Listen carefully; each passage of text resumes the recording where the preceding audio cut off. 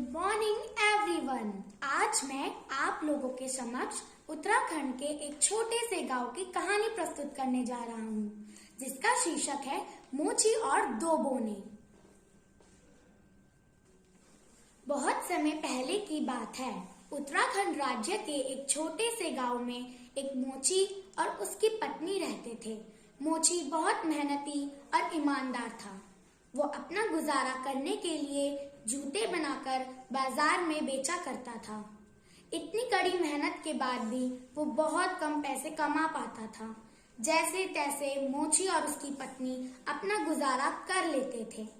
फिर वो दिन भी आ गया जब उनके पास नए जूते बनाने के लिए चमड़ा खरीदने के पैसे भी नहीं बचे। सिर्फ आखिरी एक चमड़े का टुकड़ा जूता बनाने के लिए उसके पास बचा था। मोची बोला, मुझे लगता है मेरे पास यह आखिरी मौका है जूते बनाने का। मैं इस चमड़े से एक शानदार जूता बनाऊंगा।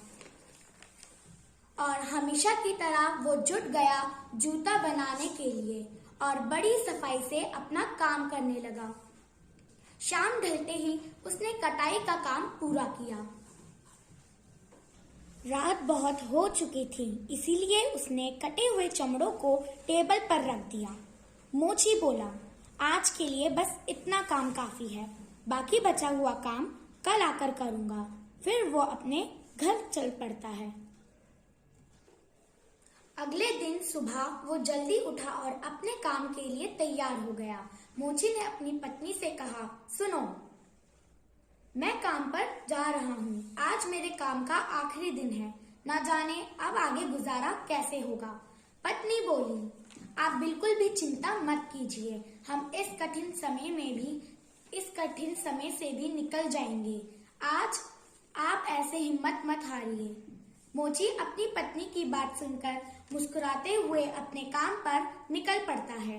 पर जब वो दुकान पर पहुंचता है तो वो बहुत हैरान हो जाता है। वो देखता है कि टेबल पर बहुत ही बढ़िया जूते पड़े थे। यही वही जगह थी जहां उसने अपना अधूरा काम छोड़ा था। मोची बोलता है, अरे वाह, मुझे तो बिल्कुल भी यकीन नहीं हो रहा है, और खुशी से झूमने लगता है। फिर वो सोचता है कि अब मुझे ज्यादा देर नहीं करनी चाहिए।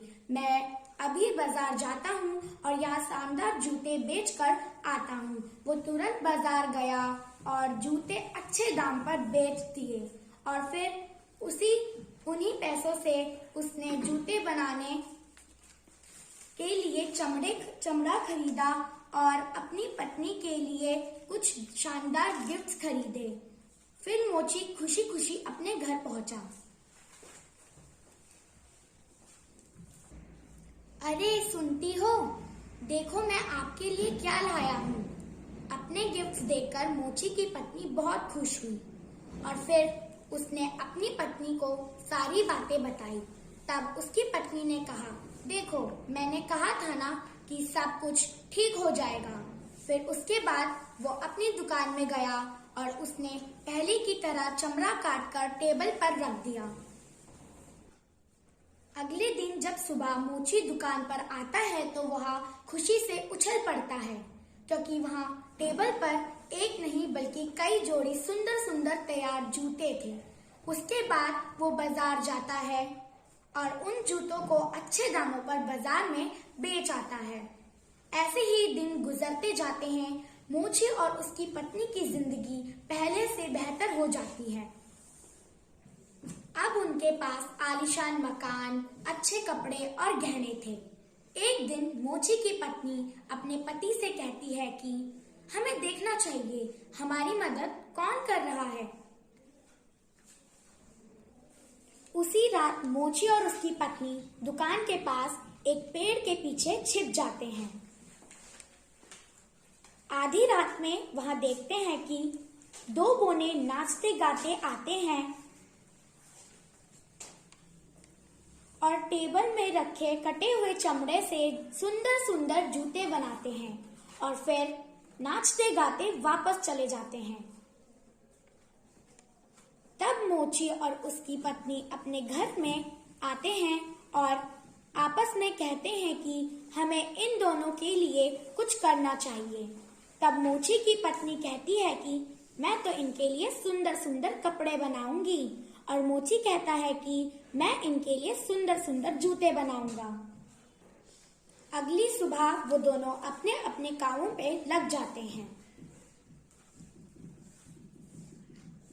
मोची की पत्नी बोनो के लिए सुंदर सुंदर कपड़े सिलती है और मोची उनके लिए सुंदर सुंदर जूते बनाता है। और फिर रात होने से पहले ही वह दोनों नए कपड़े और जूते को टेबल पर अन्य उपहारों के साथ दुकान में रख देते हैं। रात होने पर मोची और मोची की पत्नी उपहारों को टेबल पर रखकर पेड़ के पीछे छिप जाते हैं। आधी रात में बोने फिर से आते हैं। जब वो दुकान में जाते हैं तो वह देखते हैं कि वहां पर सुंदर सुंदर कपड़े और जूते और कई उपहार रखे होते हैं। वो बहुत खुश होते हैं और वह नाचते गाते नए कपड़ों को और जूतों को पहनते हैं।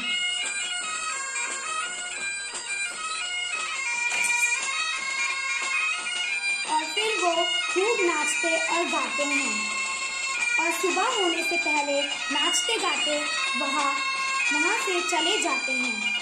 यह सब देखकर मोची और मोची की पत्नी बहुत खुश होते हैं और अपने दिल से उन्हें बहुत धन्यवाद करते हैं।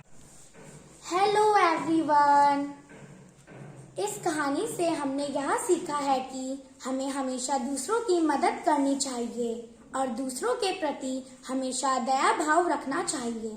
हमारा एक छोटा सा प्रयास कई चेहरों पर मुस्कुराहट ला सकता है। धन्यवाद।